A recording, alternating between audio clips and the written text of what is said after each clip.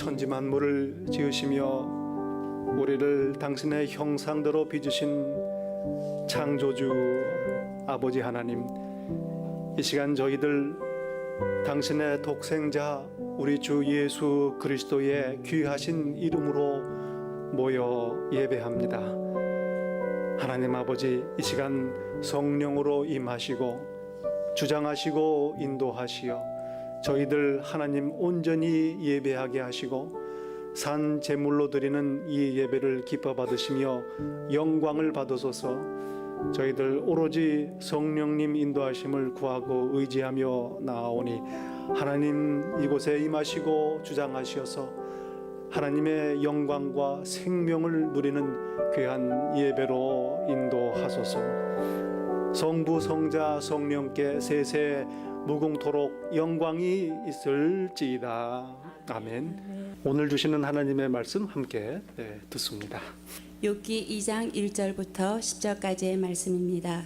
또 하루는 하나님의 아들들이 와서 여호와 앞에 서고 사단도 그들 가운데 와서 여호와 앞에 서니 여호와께서 사단에게 이르시되 내가 어디서 왔느냐? 사단이 여호와께 대답하여 가로되 땅에 두루 돌아 여기저기 다녀왔나이다. 여호와께서 사단에게 이르시되 내가 내 종 욥을 유의하여 보았느냐? 그와 같이 순전하고 정직하여 하나님을 경외하며 악에서 떠난 자가 세상에 없느니라. 내가 나를 격동하여 까닭없이 그를 치게 하였어도 그가 오히려 자기의 순전을 굳게 지켰느니라. 사단이 여호와께 대답하여 가로되 가죽으로 가죽을 바꾸오니 사람이 그 모든 소유물로 자기의 생명을 바꾸올지라. 이제 주의 손을 펴서 그의 뼈와 살을 치소서. 그리하시면 정령 대면하여 주를 욕하리이다. 여호와께서 사단에게 이르시되 내가 그를 내 손에 붙이노라. 그의 생명은 해하지 말지니라. 사단이 이에 여호와 앞에서 물러가서 욥을 쳐서 그 발바닥에서 정수리까지 악창이 나게 한지라. 욥이 제 가운데 앉아서 기와 조각을 가져다가 몸을 긁고 있더니 그 아내가 그에게 이르되 당신이 그래도 자기의 순전을 굳게 지키느뇨? 하나님을 욕하고 죽으라. 그가 이르되 그대의 말이 어리석은 여자 중 하나의 말 같도다. 우리가 하나님께 복을 받았은즉 재앙도 받지 아니하겠느뇨 하고 이 모든 일에 욥이 입술로 범죄치 아니하니라. 그 어느 유수한 잡지의 사진 기자가 본사로부터 임무를 부여받았습니다.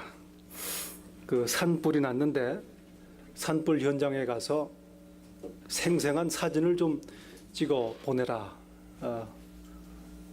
일을 맡았습니다. 그 산불 현장에 갔는데 너무 연기가 심해가지고 접근할 수가 없습니다. 그래서 본사에 연락해서 비행기 한 대를 좀 보내주십시오. 그러면 비행기를 타고 사진을 찍어 보내겠습니다. 본사에서 연락이 왔습니다. 지금 그 가까운 비행장에 비행기가 지금 대기 중이니까 가서 서둘러서 사진을 찍어 보내라. 이분이 장비를 다 가지고 서둘러서 비행장에 도착했습니다. 마침 비행기 한 대가 시동을 걸고 기다리고 있습니다. 급하게 올라타 가지고 자 빨리 갑시다. 이륙을 했어요. 해가지고 이제 산불 현장에 갔는데 뭐 연기가 나고 자 저 불 있는데 밑으로 내려가서 저공 비행을 한 우리 서너 번 좀 합시다. 그렇게 얘기를 했어요. 그랬더니 그 조종사가 왜 그렇죠? 그리고 질문을 합니다. 아니 내가 사진 기사인데 사진을 찍으려면은 그 불 가까이 가야 되지 않느냐? 그랬더니 이분이 가만히 있다가 그럼 저 비행기 교관이 아니세요? 그렇게 얘기를 했답니다. 들을 기회 있는 분들은 들으시기를 바랍니다. 그 이분이 지레 짐작을 하고 이 비행기가 그 비행기라고 넘겨짚고 그 비행기를 탄 겁니다. 이 한국 속담에 아니 땐 굴뚝에 연기 나랴 이런 속담이 있습니다. 굴뚝에서 나오는 연기를 보고 불을 떼고 있다는 것을 알 수 있다는 얘기죠. 결과를 보고 그 원인을 알 수 있다. 그 원인과 결과, 인과론에 관한 참 좋은 속담입니다. 그래서 미루어 짐작을 합니다. 드러나는 모습을 보고 현상을 보고 그 원인을 추측하고 그리고 결론을 내는 것입니다. 때로는 이게 문제를 일으키기도 합니다. 우리 성경에서 하나님께서 말씀하십니다. 순종하면 축복받는다. 불순종하면 저주를 받는다. 성경이 가르치는 바요 또한 하나님의 백성들의 역사를 통해서 증거된 엄연한 하나님의 교훈입니다. 그런데 사람들은 이 말씀을 읽고 이렇게 이해하기도 합니다. 축복받은 사람은 그렇다면 순종한 사람이다. 그리고 고난을 받고 형편이 안 좋은 사람은 불순종한 사람이다. 결과만 보고 그 원인을 추측을 하는 것입니다. 이 역으로 거꾸로 짚어 나가는 것입니다. 이렇게 만들어진 것들이 신학입니다. 그리고 또 이렇게 이해하기도 합니다. 축복을 받으려면 하나님을 믿어야 한다.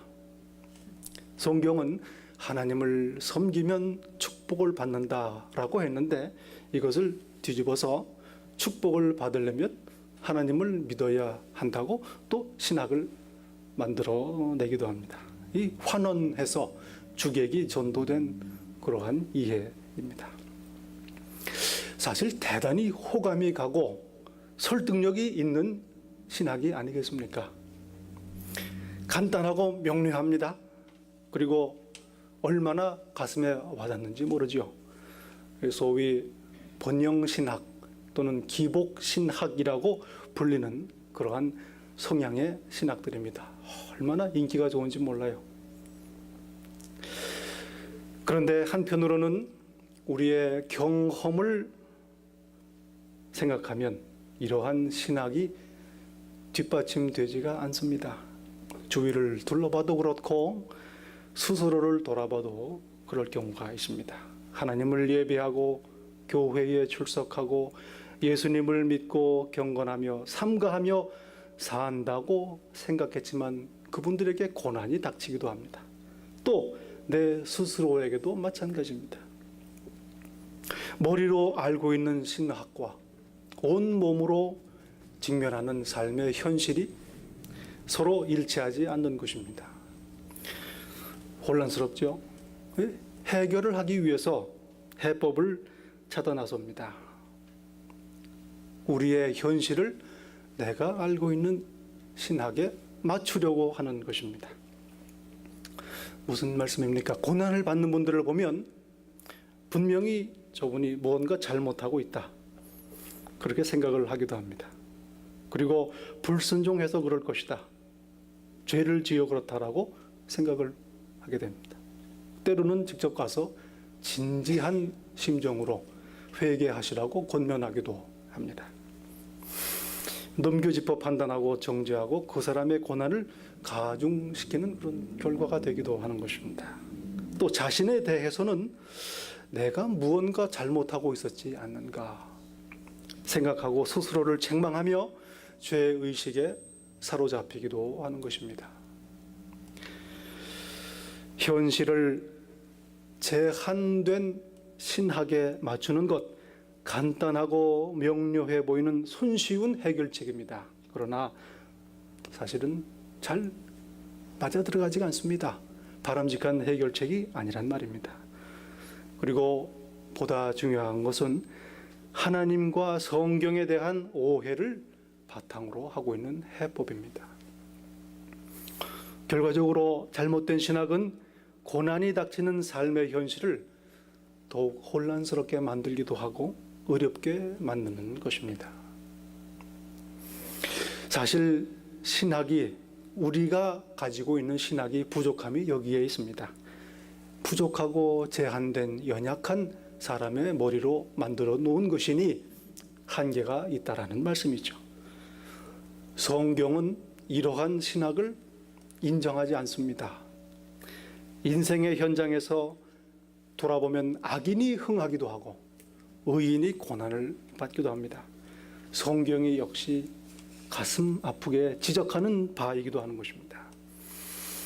또한 성경은 사실 축복을 기대하며 하나님을 믿는 것, 형통과 번영을 위하여 예수님의 뒤를 따르는 신앙을 분명히 거부하고 경계합니다. 특히 십자가를 향하신 예수 그리스도의 모범과 가르침은 고난에 대한 우리의 기존에 가지고 있는 이러한 대중적인 신앙의 경종을 울리는 것입니다. 고난의 문제, 특히 하나님의 자녀들이 당하는 고난은 참으로 고질적이며 난해한 문제가 아닐 수 없습니다. 내 삶에 닥치는 고난 어떻게 맞아야 하는가? 오늘 주시는 하나님의 말씀 가운데 이에 대한 중요한 가르침이 담겨져 있는 것입니다. 1955년에 개봉된 그 영화가 하나 있습니다. 한국말로는 이유 없는 반항이라는 제목으로 번역된 그 Rebel Without a Cause라는 영화입니다. 그 유명한 제임스 딘이라는 분이 출연한 영화. 이분이 같은 해에 또 개봉된 그 에덴의 동쪽이라는 영화에도 주연을 맡지 않습니까? 그런데 안타깝게도 그 영화가 개봉되기 전에 교통사고로 그만 24살의 젊은 나이에 타계를 하고 맙니다. 이 55년에 이미 10대 청소년들의 그 반항, 이런 문제가 사회 문제로 취급되는 그런 현실을 반영하는 영화라고 할 수 있습니다. 참 놀라운 일 아니겠습니까? 이유 없는 반항입니다. 그리고 오늘날도 보면 신문지상 언론을 통해서 온갖 이해할 수 없는 그런 범죄들이 일어나는데 언뜻 보기에 아무런 이유가 없습니다. 그런데 사람을 상하게 하고 다치게 하는 일이 벌어지는 것입니다. 사실은 보다 엄격하게 말하면 이유 없는 반항이 아니고 우리가 알지 못하는 이유 때문에 하는 반항입니다. 우리가 그 이유를 모른다는 얘기죠. 오늘 본문 말씀에 하나님께서 그 앞에 선 사단에게 이렇게 말씀하십니다. 네가 내 종 욥을 유의하여 보았느냐? 그와 같이 순전하고 정직하여 하나님을 경외하며 악에서 떠난 자가 세상에 없느니라. 네가 나를 격동하여 까닭 없이 이유 없이 그를 치게 하여서도 그가 오히려 자기의 순전을 굳게 지켰느니라. 까닭 없는 고난입니다. 이유 없는 고난입니다. 이 욥기가 담고 있는 신학의 핵심 개념입니다. 왜 욥인지, 왜 욥이 그 시험의 대상이 되었는지, 그리고 순전하고 정직하고 하나님을 경외하며 악에서 떠난 사람임에도 불구하고 왜 고난을 당해야 되는지 그 까닭이 없다는 말씀입니다. 마찬가지로 좀 더 정확히 말하면 우리는 욥의 고난에 대해서 아는 바가 별로 없다는 말씀입니다. 성경을 통해서 하나님께서는 많은 것들을 알려주셨습니다. 그런데 사실 생각해 보면 하나님의 하시는 일에 대해서 우리가 알지 못하는 것이 엄청나게 많다는 것을 우리는 기억해야 할 것입니다. 우스 땅에 욥이라 이름하는 사람이 있었는데 그 사람은 순전하고 정직하여 하나님을 경외하며 악에서 떠난 자라. 그런데 고난을 받았습니다. 그러니 그의 고난은 죄의 결과가 아니요 징계가 아니라는 말입니다. 그 전에 그런 얘기들을 하는 걸 들었어요. 그 한국의 담배 그 갑에 그 경고 문구가 있지 않습니까? 건강을 위하여 지나친 흡연을 삼가합시다. 그런데 담배를 즐기는 사람들은 이걸 가지고 궤변론적으로 풍자를 해서 이 구절을 이렇게 바꾸더랍니다. 흡연을 위하여 지나친 건강을 삼가합시다. 이렇게. 여러분, 기존에 우리가 가지고 있는 그런 대중적인 신학, 축복이 경건의 결과이고 저주가 불순종의 결과라면, 즉 나의 행위가 나의 결과를 결정한다는 그런 인과론적인 신학을 우리가 가지고 있다면, 오늘 욥기를 보면 논리적으로 욥이 당하는 고난은 그의 과도한 경건 때문이라는 결론을 내릴 수밖에 없습니다. 논리가 한계가 있다는 것입니다. 이것은 고난의 본질에 대해 중요한 측면을 시사합니다. 물질, 건강, 가족, 심리적인 고난 등 이러한 물리적인 고난은 반드시 죄의 결과만은 아니라는 것을 오늘 욥기가 말해주고 있는 것입니다. 오히려 의인에게 임하는 까닭없는 고난의 가능성, 그리고 실제로 일어난다는 개연성을 동시에 말해주고 있습니다. 까닭없이 고난이 닥쳐온단 말입니다. 문제는 무엇입니까? 이러한 상황에서 이유 없이 당하오는 고난에 직면하여 여전히 하나님에 대한 신앙을 유지할 수 있느냐라는 질문입니다. 이는 우리로 하여금 경건의 동기를 한 번쯤 생각해 보게 만듭니다. 나는 지금 왜 하나님을 신앙하는가? 나는 왜 지금 하나님을 예배하고 믿는가? 그러나 조금 더 구체적으로 질문을 하면 이 질문은 이렇습니다. 우리는 지금 무엇을 기대하며 하나님을 믿고 있는가? 나의 경건은 무엇을 바라며 이루어지고 있는가? 이러한 질문입니다. 말씀드렸듯이 영어로는 그 prosperity theology라는 표현이 있습니다. 번영신학이라는 말입니다. 번영을 누리면 하나님을 믿게 된다는 얘기입니다. 믿으면 하나님을 신뢰하게 된다는 얘기입니다. 그러나 사실 보다 정확히 말하면 기복신앙이라는 표현이 적절합니다. 물리적인 축복을, 병을 고치고 물질의 축복을 받고 관계의 회복을 기대하며 하나님을 믿기 때문에 복을 기대하는 기복신앙이라는 말입니다. 한번 생각해 보시기 바랍니다.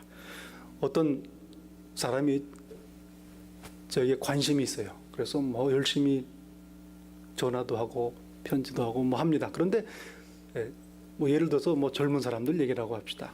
그런데 가만히 보니까 내가 가진 돈,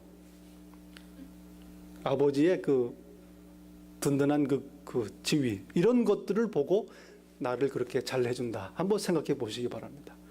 여러분 기분이 어떠시겠습니까? 하긴 뭐 인생이 그런 거 아니겠는가?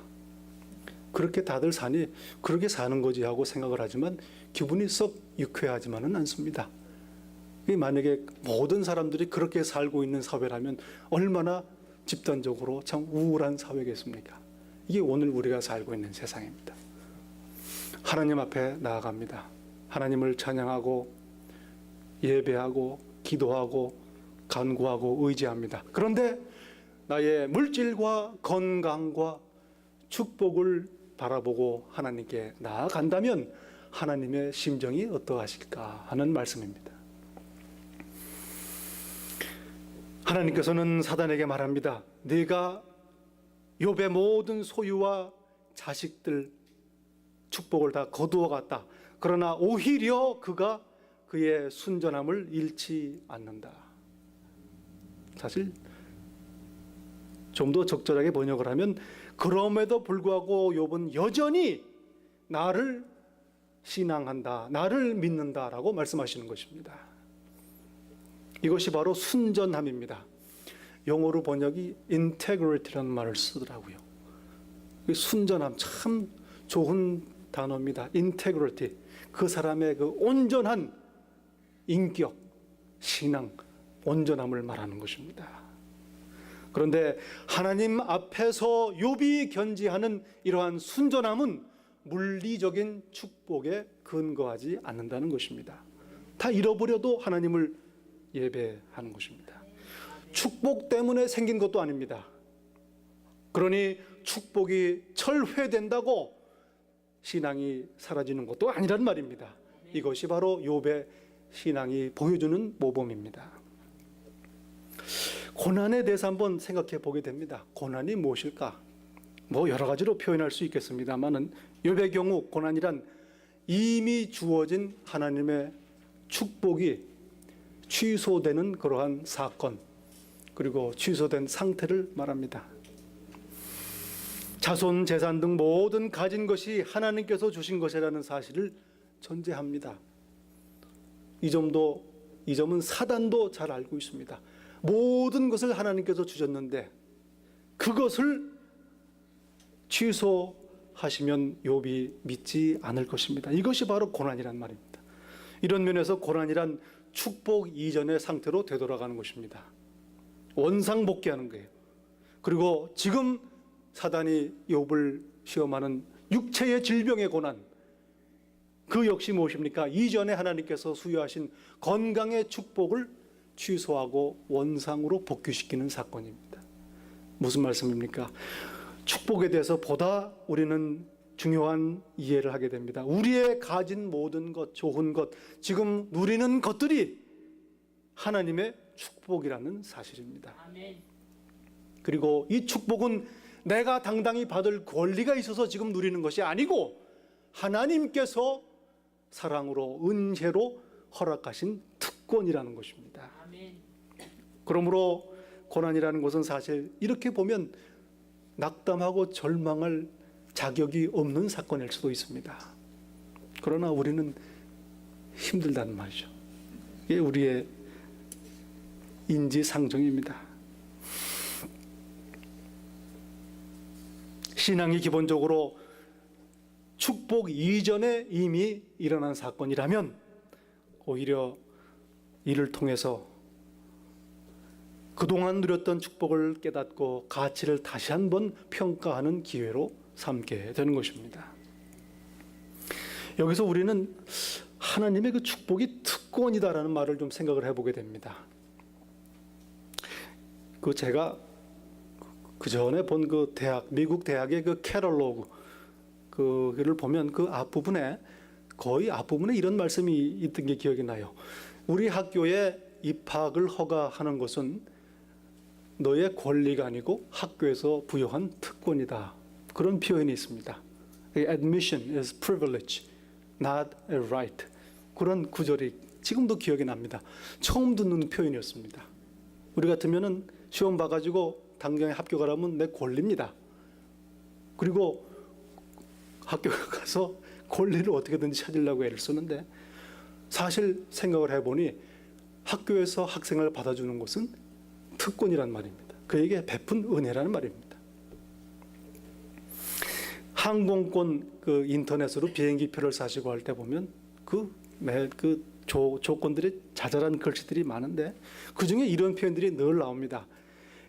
모든 정보와 가격과 좌석 여부는 미리 알려주지 아니하고 바뀔 수도 있습니다. 그런 표현이 있죠. All information, prices, and availability are subject to change without prior notice. 그러니까 비행기 표를 돈을 주고 얻어도 그 비행기 표는 당신이 누릴 권리가 아니고 항공사에서 부여한 특권이라는 개념입니다. 얼마나 중요한지 몰라요. 여러분, 우리가 누리는 하나님의 축복, 우리의 권리가 아니고 하나님이 주신 특권이라는 말입니다. 아멘. 전적으로 그것이 하나님의 주권에 달려 있다는 얘기입니다. 그리고 그러므로 주신 분도 하나님이시니 그것을 유지하시는 분도 하나님이시요, 변경하시는 분도 하나님이시요, 심지어 취소를 하셔도 하나님의 권리라는 말입니다. 아멘. 그런 면에서는 하나님의 주권은 이 세상의 기준을 더 넘어섭니다.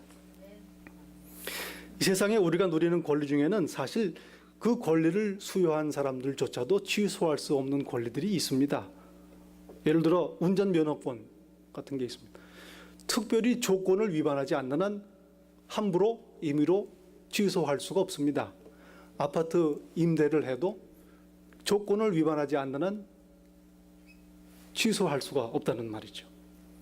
그리고 미국 시민권 같은 경우에는 그거 미국 시민권을 취소하는 조건이 있는지는 모르겠는데 거의 미국 시민권을 수여한 정부에서도 한 번 주면 그 권리를 취소할 일이 별로 없습니다. 이만큼 중요합니다. 그리고 에스더서에서 보듯이 그 아하수에로 왕은 자기가 선포한 칙령 때문에 자기가 사랑하는 왕비의 백성들을 구할 힘이 없는 것입니다. 자기가 법을 정해놓고도 자기가 그것을 지켜야 하는 그러한 처지란 말입니다. 그러나 하나님은 이러한 제약으로부터 완전히 자유롭습니다. 절대적인 주권자라는 말씀입니다. 이런 고백을 합니다. 인생으로 지극히 높으신 자가 인간 나라를 다스리시며 자기의 뜻대로 그것을 누구에게든지 주시며 또 지극히 천한 자로 그 위에 세우시는 줄을 알게 하려 함이니라. 하나님께서는 원하는 자를 세우시고 원하는 자를 내리시고 살리시고 죽이시고 다스리신다는 말씀입니다. 그 기준이 무엇입니까? 내 마음이다라는 말씀입니다. 자기 뜻대로 하시는 주권입니다. 여러분, 우리가 예배하는 하나님, 우리가 신뢰하는 하나님, 의지하는 하나님은 이러한 하나님이십니다. 그러니 이러한 절대 주권자 앞에 우리가 감히 예배하지 않을 수가 있겠느냐 하는 말씀입니다. 현명한 선택이라면 이러한 하나님 앞에 예배하고 섬기고 의지하는 것입니다. 고난을 통해서 우리는 그동안에 하나님께서 우리에게 허락하셨던 그 축복들이 얼마나 귀한 것인지를 깨닫게 되는 기회를 얻는 것입니다. 사단이 여호와께 대답합니다. 가죽으로 가죽을 바꾸오니 그 사람의 뼈와 살을 이제 치소서. 그리하면 정령 대면하여 주를 욕하리이다. 여러분, 이 본문을 보면 사단에 대해서 우리가 몇 가지 좀 알게 됩니다. 그 중에 하나가 회개하지 않는 속성을 발견합니다. 첫 번째, 하나님께서 그에게 시험을 허락하셨어요. 욥의 재산을 다 네가 쳐라. 그래도 욥은 나를 신뢰할 것이다. 가서 그렇게 했습니다. 그런데 욥은 재산을 다 잃고 자녀들을 잃고서도 1장의 얘기입니다. 하나님께 신앙을 고백하며 주신 분도 하나님이시니 취하시는 분도 하나님이시라는 고백을 합니다. 하나님께서 얼마나 자랑스러우신지 모르죠. 그런데 사단이 와서 얘기합니다. 네가 어디 다녀오느냐? 그러면 이래저래 하나님께서 허락하신 대로 했는데 역시 욥의 신앙이 대단합니다. 제가 잘못 생각했습니다. 하고 그렇게 얘기할 법도 해요. 그런데 입을 싹 씻고 아무 말도 없습니다. 그리고 여기저기 두루 다니면서 왔습니다. 얼마나 불성실한지 모르죠, 답변이. 하나님 앞에. 그리고 오히려 이제는 소유물이 아니라 그의 몸을 치소서. 욥으로 하여금 하나님을 저주하도록 만드는 것이 사단의 목표라는 것입니다. 그리하면 정령 주를 욕하리이다. 얼마나 무서운 존재인지 모르지요. 하나님을 원망하게 만들고 하나님을 저주하게 만드는, 떠나게 만드는 그러한 것이 사단의 목표라는 것입니다. 그리고 결국은 욥의 재앙을 통해서 그를 멸망으로 이끌려고 합니다. 그 아내가 질병에 걸려서 애통해하는 욥에게 말합니다.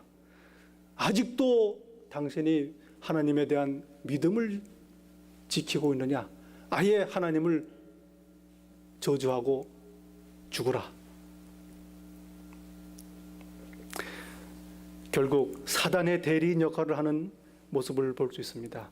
도적이 오는 것은 도적질하고 죽이고 멸망시키려는 것뿐이요, 내가 온 것은 양으로 생명을 얻게 하고 더 풍성히 얻게 하려는 것이라. 멸망시키고 결국은 파멸시키는 것이 사단의 목표입니다. 하나님과의 관계를 파괴시키는 것입니다. 그러나 욥은 10절에 고백합니다. 우리가 하나님께 복을 받았은즉 재앙도 받아야 되지 않겠는가? 하나님께서 주신 복을 누렸으니 이제 우리에게 재앙이 온다 한들 그 재앙도 우리가 직면해야 되는 것이 아닌가라고 얘기를 합니다. 경건의 그의 신앙의 위대성입니다.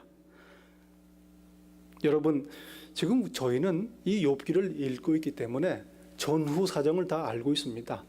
어떻게 해서 욥에게 고난이 닥쳤는지 우리는 압니다. 그러나 중요한 것은 무엇입니까? 당사자인 욥은 이 사정에 대해서 전혀 알지 못한다는 것입니다. 얼마나 괴롭겠냐는 얘기죠. 사실 물리적인 고난보다도 이 고난이 어찌해서 왔는지 알지 못하는 것이 고난의 본질인지도 모른다는 것입니다. 제가 그런 처음에 잠깐 반복해서 말씀을 드리게 되는데, 뉴저지에 처음 차를 타고 올라올 때 왜 그렇게 멀고 힘들고 긴장되고 그랬는지 몰라요.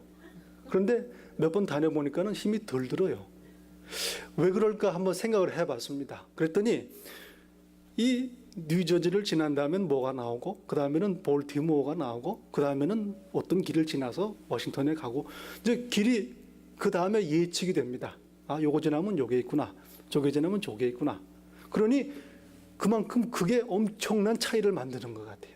앞에 무슨 조금만 더 가면 이게 있다라는 거죠. 그런데 조금만 더 가도 뭐가 있는지, 내가 지금 질병에 걸렸는데 이것이 살 병인지 죽을 병인지, 회복될 수 있을지 어찌 될지 알 수 없는 상황에 지금 욥은 하나님께 이러한 자신의 신앙을 고백하는 것입니다. 위대한 경건의 모범입니다. 그런 예도 생각이 나요. 유학생들 경우에 어떤 유학생들은 그래요. 내가 부모님 도움 안 받고 혼자 아르바이트하고 기도해서 공부했습니다. 부모님이 충분히 전화만 하면 도와줄 수 있는 그런 능력을 가진 부모님을 둔 학생이 그렇게 얘기를 하는 것과, 돈 한 푼 올 데가 없는 유학생이 아르바이트해가 공부하는 것과 모습은 동일합니다만은 그 내용은 사실은 천지 차이라는 것입니다. 불확실성의 문제입니다. 욥을 바라볼 때에 지금 당하는 고난의 전후 사정도 알 수가 없고 어찌 끝날지 알 수도 없으니 욥의 고난은 실제적이요, 그야말로 심각한 고난인 것입니다. 이런 상황에서 하나님께서 절대 주권자라는 고백을 하는 그 경건, 얼마나 위대한 신앙인지 모르는 것입니다. 여러분, 그 세옹지마라는 말이 있죠. 그저 인생에서 벌어지는 사건들은 우연의 연속이다. 이럴 수도 있고 저럴 수도 있지. 그리고 단지 그것들을 그저 우리는 수동적으로 애쓰지 말고 받아들여야 한다라는, 어찌 보면 우울증적인 그런 운명론, 그런 게 있습니다. 그러나 욥의 고백은 그러한 것이 아닙니다. 또한 악의 근원이 하나님이시라는 얘기도 아닙니다. 욥이 지금 말하고 있는 고백의 내용은 악에 직면한, 고난에 직면한 의인의 태도에 대해서 말하고 있는 것입니다. 자신의 경험을 토대로 만든 신학적인 결론도 아닙니다. 고난도 있고 살다 보면 축복도 있지. 욥은 이전에 고난을 당해본 적이 없는 사람이란 말입니다. 욥은 이 모든 일에 즉 축복과 고난 모두가 하나님의 책임 있는 주권 하에 이루어지고 있다는 것을 신뢰하고 고백하고 있는 것입니다. 우연이 없습니다, 여러분. 저희 삶에, 하나님의 백성들의 삶에 우연이란 없습니다. 여러분, 주일날 교회에 오시면 교회가 깨끗하지 않습니까? 반짝반짝합니다. 이게 우연이 아니란 말이죠. 그냥 어떻게 일주일 놔뒀더니 교회가 깨끗하고 정리가 되어 있더라. 이 우연이라는 게 없단 말이에요. 하나님을 믿는 그리스도인들에게 모든 것은 하나님의 주권 하에 이루어지는 것입니다. 단지 우리가 그 이유를 모른다는 것이 문제라는 것이죠. 여기에 믿음의 중요성이 있는 것입니다. 여러분, 욥기를 보면 욥의 반응은 두 가지입니다. 앞에서는 하나님을 예배합니다. 그리고 이제 고난을 당하여 탄식합니다. 하나님 앞에 드리는 예배와 탄식은 사실은 동일한 경건의 양면입니다. 축복을 감사해 하나님께 덕을 돌리고 찬양하니 예배요. 고난을 당하여 하나님 앞에 나아가 아뢰고 하나님의 주권하에 이루어지는 것을 고백하며 탄식하는 것이니 그것도 하나님 앞에 경건이요 신앙이라는 것입니다.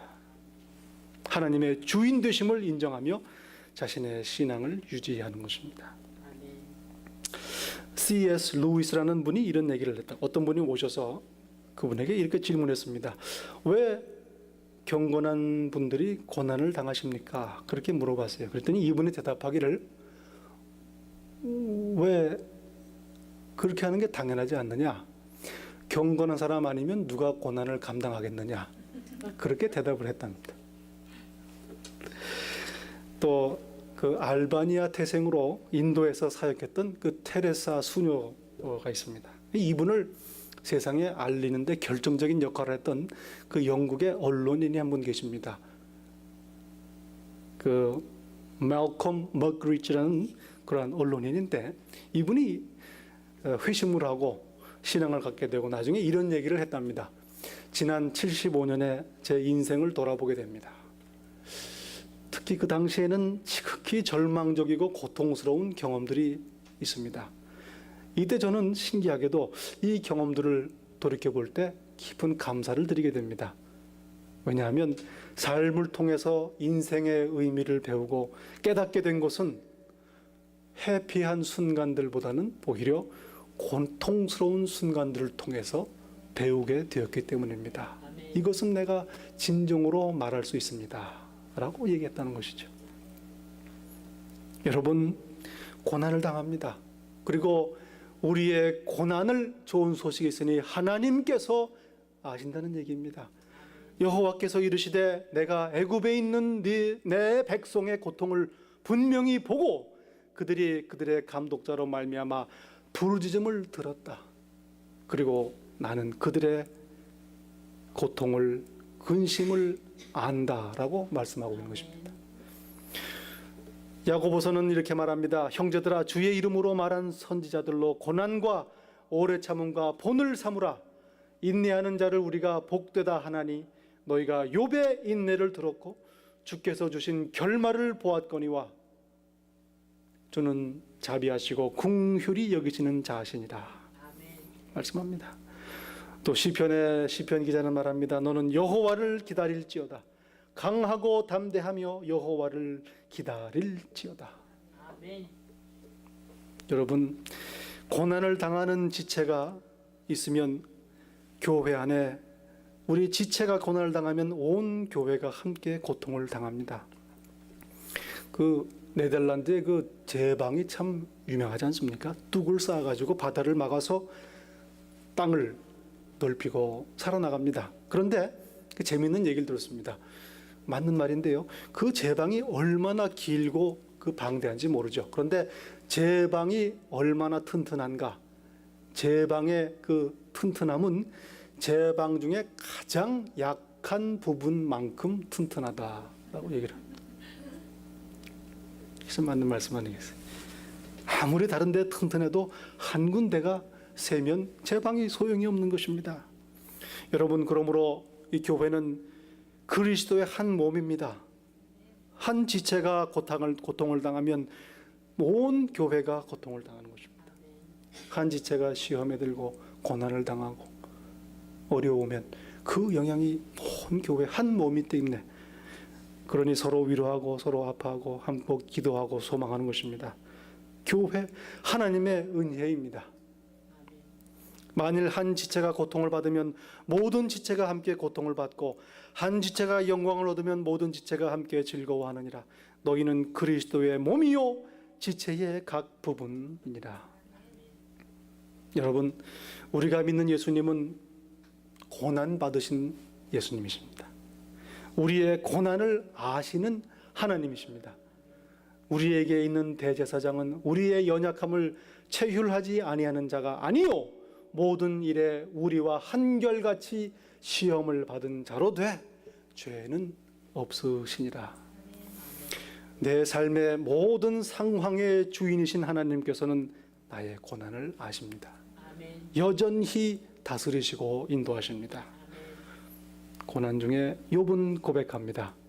우리가 하나님께 복을 받았은즉 고난도 받지 아니하겠느냐. 기도하겠습니다.